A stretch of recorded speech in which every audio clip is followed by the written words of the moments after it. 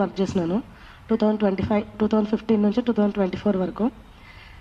2024లో నన్ను మెటర్నిటీ లీవ్లో ఉన్నప్పుడు నన్ను టర్మినేట్ చేస్తున్నారు. రీజన్ కూడా మెన్షన్ చేయలేదు, డైరెక్ట్ త్రూ మెయిల్ నాకు ఇన్ఫార్మ్ చేస్తున్నారు.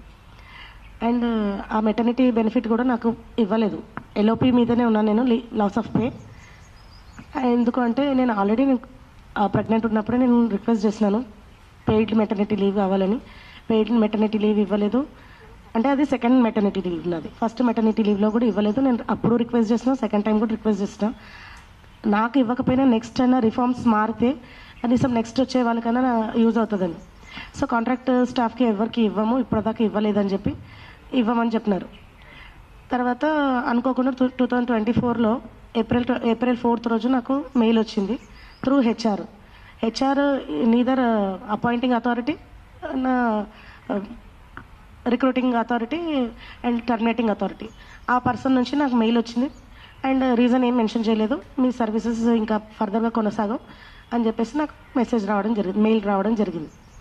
ఆ తర్వాత వితిన్ 1 month నా అది ఎంజేఐటీ డొమైన్ త్రూ ఉన్న మెయిల్ కూడా అది ఇన్యాక్టివేట్ చేసేస్తున్నారు. తర్వాత నాకు ఫర్దర్ కమ్యూనికేషన్ విత్ ఎంజేఐటీ ఏం లేదు. సో మా HOD doctor Sudhakar Reddy and current vice principal కూడా ఆయన. సో ఆయనకి నేను అప్రోచ్ అయ్యాను త్రూ ఫోన్ కాల్. నాకు ఆన్సర్ ఇవ్వలేదు, ప్రాపర్ రెస్పాన్స్ రాలేదు. తర్వాత ప్రిన్సిపల్కి కూడా నేను కాల్ చేయడం జరిగింది. నేను కనుక్కొని చెప్తా అన్నాడు ఆయన. ఇంకా అదే నా లాస్ట్ ఫోన్ కాల్ ఆయనతో. తర్వాత నాకు మళ్ళీ రెస్పాన్స్ లేదు. నేను ఎన్నిసార్లు ఫోన్ చేసినా ఆయన రెస్పాన్స్ లేదు. తర్వాత నేను 2024 డిసెంబర్ నుంచి నేను పోరాడుతూనే ఉన్నాను. త్రూ మెయిల్స్ రిక్వెస్ట్ చేసినాను, ఏ విధంగా నాకు రెస్పాన్స్ రాలేదు. 2025లో నేను లీగల్ నోటీస్ సర్వ్ చేయడం జరిగింది ఎంజేఐటీ కాలేజ్కి.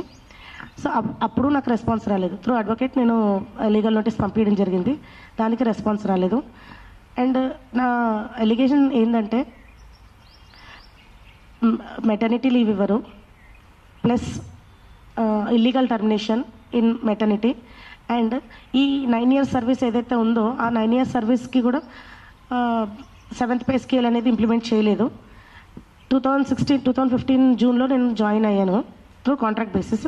తర్వాత 2016లో జేఎన్టీయూ ఎస్సీఎం జరిగింది. జేఎన్టీయూ ఎస్సీఎంలో నేను రాటిఫై అయినా కూడా నన్ను స్కేల్ ఇవ్వలేదు. ఆ రోజు నుంచి నేను క్వశ్చన్ చేస్తూనే ఉన్నాను, ఏ రోజు నాకు రెస్పాన్స్ ఇవ్వలేదు. ఇప్పుడు అని దాటేస్తూనే వచ్చినారు. అట్లయి కొనసాగింది.